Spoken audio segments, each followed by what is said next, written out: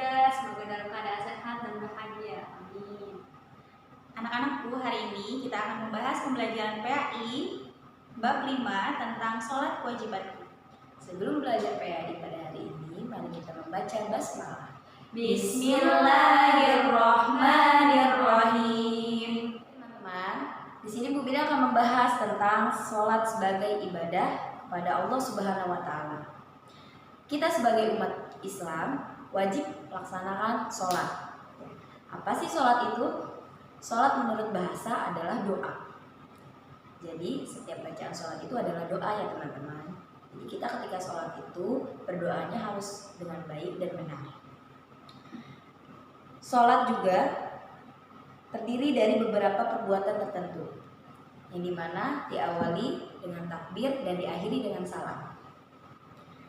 Apa sih tujuan melaksanakan sholat? Tujuan kita melaksanakan sholat adalah untuk beribadah kepada Allah, yaitu kita bersyukur kepada Allah dengan cara beribadah karena kita telah diciptakan oleh Allah Subhanahu wa Ta'ala. Kita juga diberikan beribu-ribu macam nikmat. Jadi kita harus bersyukur kepada Allah dengan cara beribadah. Untuk beribadah kepadanya, sebagaimana dijelaskan di dalam ayat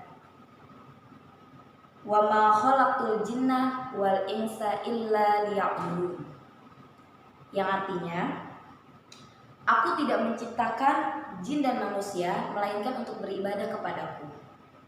Nah, jin aja juga disuruh ibadah, apalagi kita manusia.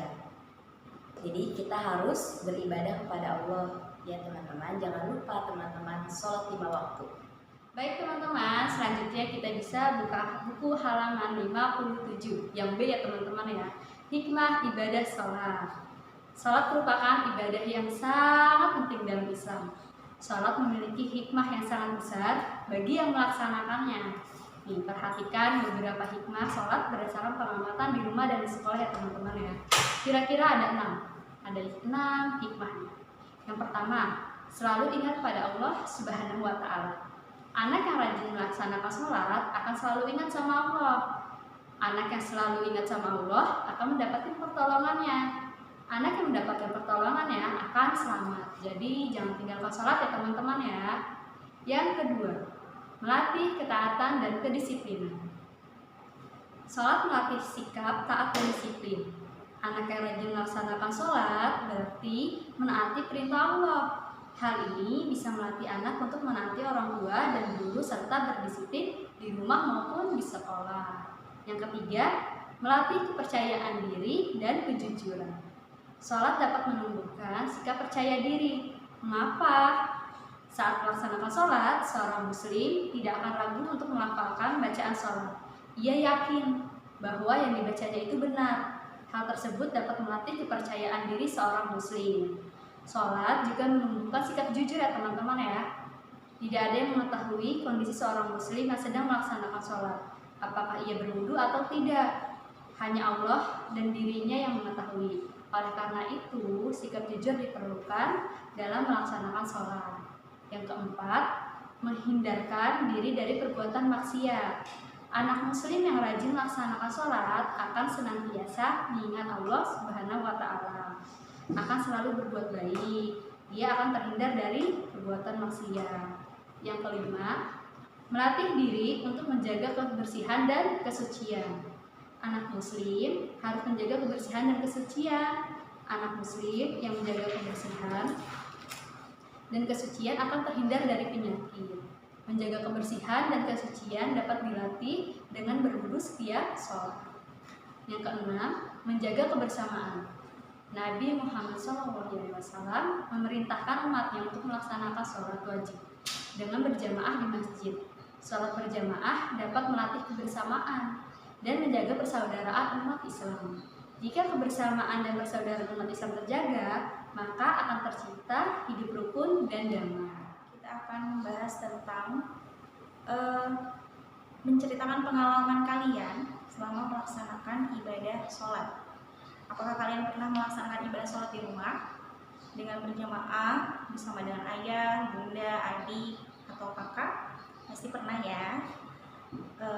Di sini Kita bahas di halaman 59. Kalian boleh buka ya halaman 59 buku PAI. Rumah adalah tempat tinggal dan tempat berkumpul bersama keluarga. Banyak kegiatan yang bisa dilakukan di rumah, seperti sholat berjamaah bersama keluarga. Sejak kecil, Ahmad, ini ada suatu kisah tentang Ahmad. Sejak kecil, Ahmad telah dibiasakan oleh ayah dan ibunya untuk mendirikan sholat. Ayah dan ibu selalu mengingatkan Ahmad untuk sholat pada awal waktu. Sebagai anak yang soleh, Ahmad selalu berusaha melaksanakan pesan kedua orang tuanya untuk sholat pada awal waktu. Ahmad selalu disiplin dalam melaksanakan sholat. Ahmad tidak pernah lalai melaksanakan sholat 5 waktu sehari semalam. Ahmad selalu ingat pesan ibunya bahwa ibadah sholat merupakan kewajiban setiap muslim. Oleh karena itu, Ahmad selalu berusaha mengerjakan sholat. Walaupun mengerjakan sholat di rumah, Ahmad tetap melakukannya dengan berjamaah. Ahmad berjamaah dengan keluarganya. Bagi Ahmad, sholat berjamaah bersama keluarga di rumah memberi kesan tersendiri. Ahmad dapat berkumpul bersama keluarga setelah sibuk seharian. Sholat berjamaah di rumah mempertemukan Ahmad dengan keluarganya. Biasanya, keluarga Ahmad sholat berjamaah di rumah ketika sholat subuh dan sholat isya. Sholat wajib 5 waktu dengan tertib telah membentuk Ahmad menjadi anak yang penuh kasih sayang, disiplin, bertanggung jawab, serta patuh dan taat kepada perintah Allah dan orang tua. Di halaman berikutnya, di halaman 60, kita masih lanjut membaca ya nak. Sholat berjamaah di masjid. Tadi pengalaman Ahmad sholat berjamaah di rumah. Sekarang sholat berjamaah di masjid ya. Rumah Ahmad tidak jauh dari masjid. Setiap hari terdengar suara azan berkumandang. Ahmad dan umat muslim di sekitar rumahnya berbondong-bondong ke masjid untuk sholat berjamaah. Setelah iqamah dikumandangkan, sholat berjamaah dimulai. Umat muslim sholat berjamaah dengan tertib. Ahmad merasakan banyak manfaat yang diperoleh dengan sholat berjamaah di masjid. Di antaranya, Ahmad bertemu dengan teman-teman dan tetangganya. Ahmad senang karena bisa saling bersilaturahim dengan teman-teman dan tetangga. Ahmad juga bisa saling berbagi informasi dan berita dengan teman dan tetangga. Oke, kita lanjut poin yang kedua ya, yaitu menceritakan pengalaman melaksanakan ibadah sholat di sekolah. Nah, kalian boleh mengingat-ingat saat kalian ibadah sholat di sekolah, walaupun sekarang masih pandemi. Semoga kita berdoa banyak kepada Allah agar coronanya segera pergi dan kita bisa kembali sholat bersama Bapak Ibu guru di sekolah lagi ya nak. Amin amin ya robbal alamin. Apakah kamu pernah melaksanakan ibadah sholat di sekolah? Pasti jawabannya pernah ya. Ibadah sholat yang dilakukan di sekolah adalah ibadah sholat zuhur. Pada umumnya, para jemaah sholat zuhur di sekolah adalah para guru, para siswa kelas 3 sampai kelas 6. Waktu zuhur telah tiba, Bapak dan Ibu guru menyuruh murid-murid bergegas ke masjid. Ahmad dan teman-temannya pun menuju masjid sekolah. Bapak guru dan Ibu guru menyuruh murid-murid berwudu. Di dalam masjid, Bapak guru dan Ibu guru mengatur saf murid-murid.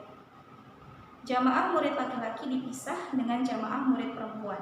Nah, bedanya kalau di sekolah Matahari, SDIT Matahari sekolah kita tercinta, biasanya yang sholat di masjid hanya laki-laki ya nak, atau ikhwannya. Akhwat atau perempuan biasanya sholat di kelas, ya kan? Oke, terus selanjutnya, Pak Guru menyuruh Ahmad mengumandangkan azan. Murid-murid yang lain mendengarkan dan menirukan lafal azan, lalu membaca doa setelah azan. Nah, pasti kalian hafal kan doa setelah azan? Jangan lupa ya dibaca saat kalian selesai mendengar azan. Setelah murid-murid tertib dan rapi, iqamah dikumandangkan. Salat zuhur berjamaah dilakukan dengan khusyuk dan tertib. Selesai sholat berjamaah, Pak Guru mengajak anak-anak berzikir dan berdoa bersama. Nah, itu tadi sekilas tentang cerita tentang pengalamannya Ahmad, dari dia berjamaah di rumah sholatnya, lalu sholat berjamaah di masjid, lalu pernah juga berjamaah di masjid sekolah bersama dengan teman-teman dan bapak ibu guru. Nah, kalian juga pasti punya pengalaman kan di rumah, terus di sekolah pastinya, lalu di masjid dekat rumah. Dan pasti dari kesimpulan cerita tadi, intinya kita harus sholat 5 waktu dengan khusyuk dan pasti di awal waktu ya, nggak boleh nunda-nunda. Misalnya sholat zuhur harusnya jam 12, kalian baru sholat jam 2. Jangan sampai kayak gitu ya Kak. Karena Allah suka anak-anak yang sholat tepat pada waktunya. Oke, setelah ini kalian bisa simak atau menyaksikan video tata cara sholat ya. Terima kasih. Alhamdulillah teman-teman, untuk pembelajaran PAI hari ini sudah selesai ya. Semoga pembelajaran PAI pada hari ini memberikan manfaat dan kalian bisa memahami dan mengaplikasikannya pada kehidupan sehari-hari. Amin ya rabbal alamin. Mari kita tutup pembelajaran pada hari ini dengan membaca hamdalah. Alhamdulillahirabbil